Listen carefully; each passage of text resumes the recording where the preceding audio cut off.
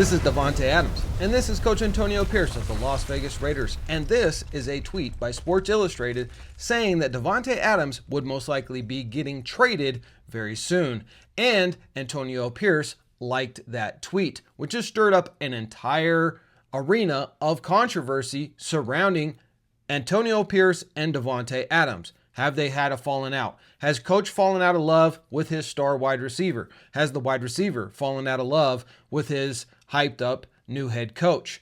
I think the writing is on the wall for Davante Adams and the Las Vegas Raiders. I have been saying this for many months now, that the Raiders have to take a strong, hard look at the fact that they will be paying this man $44.1 million come next season as a 33-year-old wide receiver in the NFL, followed up by a $45 million contract the following year. And the fact that he was not brought here by Tom Telesco and Antonio Pierce says a lot. When regimes change, players also change as well. That's just the norm in the NFL.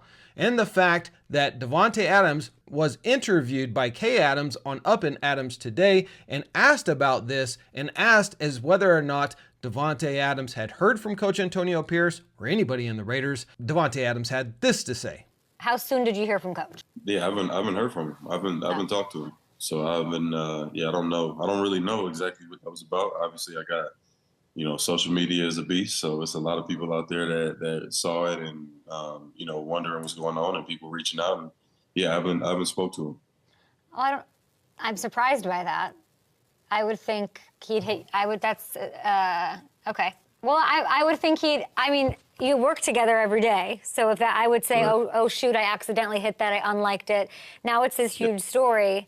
Is that just kind of like what the dynamic is? That's not something that you want to hear from him? Honestly, it's hard to comment on. And I'm sure you would imagine as such, but it's one of those situations where I just keep my head down and keep doing my thing and let the chips fall where they may as it pertains to that. But I haven't. There's been no communication with anybody from the team since that became a thing. I think you can see that the writing is on the wall here. When something controversial like this happens, everybody in the world knows it, guaranteed that Coach Antonio Pierce knew what was going on. Somebody called him, even if somehow this was a fake account liking that tweet on his behalf. Somebody would have called him and said, hey, this is all over the news right now. You got to get on top of this. Somebody in the organization, Tom Telesco, his assistants, Champ Kelly, somebody should have called Davante Adams and say, hey, calm down, relax, don't worry. This was not actually Antonio Pierce liking this. However, as of today, nobody has called Davante Adams to tell him that's the case. And Davante Adams said, no promises. Davante Adams is a great wide receiver, and I love having him here with the Raiders. He's put up a lot of yards for the Raiders and made some incredible touchdowns. But the fact remains, he is 32 years old. Next year, he'll be 33, and the following year, he'll be 34. What type of production can Davante Adams expect at that age? And is he having some kind of beef with Coach Antonio Pierce after he made this statement on the same show with Kay Adams in regards to the Raiders coming and getting his approval for whatever quarterback's going to be out there? Did that rub Coach Antonio Pierce the wrong way? Let's take a listen. So late last night, Ian Rappaport was saying that it's Gardner starting against the Browns on Sunday. How involved are you in the convos? They keep me in the loop and make sure that I'm aware of what their thought process is, if anything changes or if anything, consult me. But it's not necessarily, hey, Davante, you make this decision. Yeah, is that meaningful to you as a veteran player? And they want to keep you happy that you are involved in them, that they come to you and ask you? Or do you go in there and you say, let's talk about this? Well, it could be both, but I would say that it definitely means a lot to me that they approach, because obviously, I'm a player. I get paid to play. I don't get paid to make those type of decisions and with personnel and all that. So the fact that they care enough and trust me enough to ask for my opinion or, get my approval, quote unquote, on certain things is definitely. I don't know about you, but I know about me. If I'm the head coach of an organization, like the Las Vegas Raiders, and one of my players goes out on national TV and implies that I, the head coach, the boss, has to go to the employee and ask permission for what employee I'm going to promote, that's going to rub me the wrong way. And the fact that Davante Adams put this out there on national TV, and then the very next week, after losing an embarrassment to the Carolina Panthers, Coach Antonio Pierce decides to keep Gardner Minshew as QB1 after the fact that Davante Adams has gone out of his way multiple times to express that he believes that Aiden O'Connell is the guy, and now Aiden O'Connell's not the guy. Suddenly, Davante Adams has a hamstring issue that just pops up overnight, out of the blue. It's a mystery, doesn't play in the game, sits out, and now there's trade talk. Here's my guess at what's going on. And it's just a guess. I don't have any insider information that can confirm this.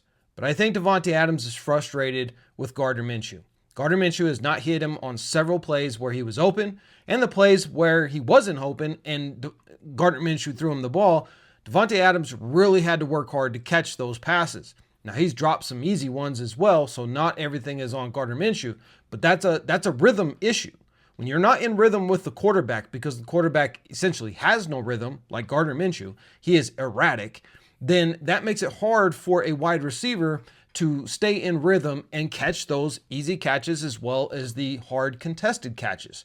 And I think that he is simply upset with the fact that they got rid of his boy Derek Carr and they had absolutely no plan B. Bringing in Jimmy G was a reach to say the least, and then cutting Jimmy G and going with Gardner Minshew was an even bigger reach.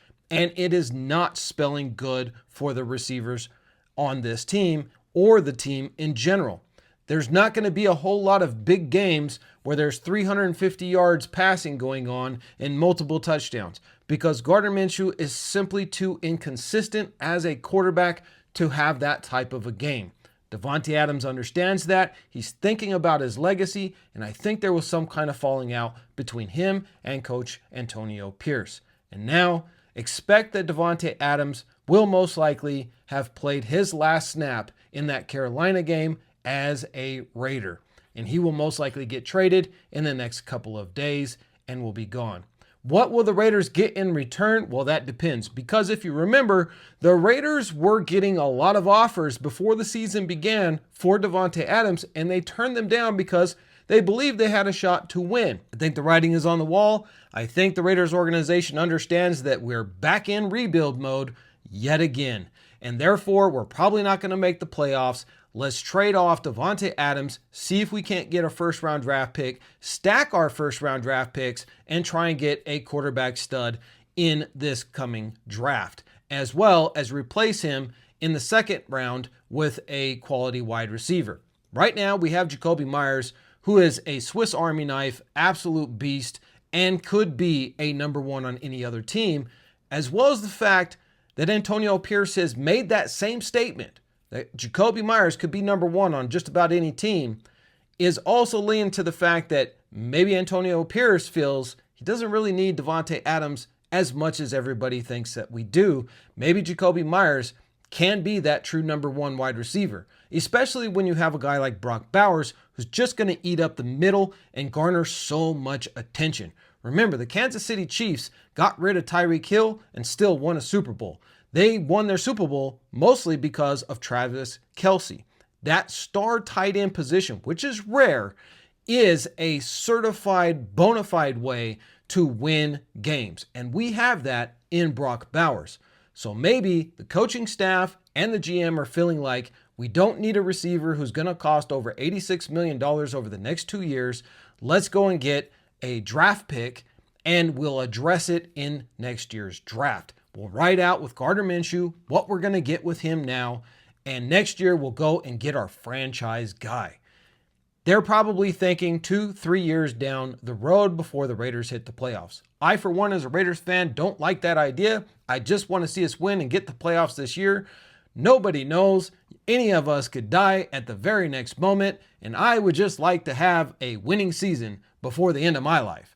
Hopefully, I live long enough to have one of those winning seasons, and hope all of you do too. Drop a comment down below. Let me know what you guys think about this controversy. It's hot, it's wild, it's crazy. And for everybody who told me that I was crazy for saying that watch for this to happen, well, I told you so.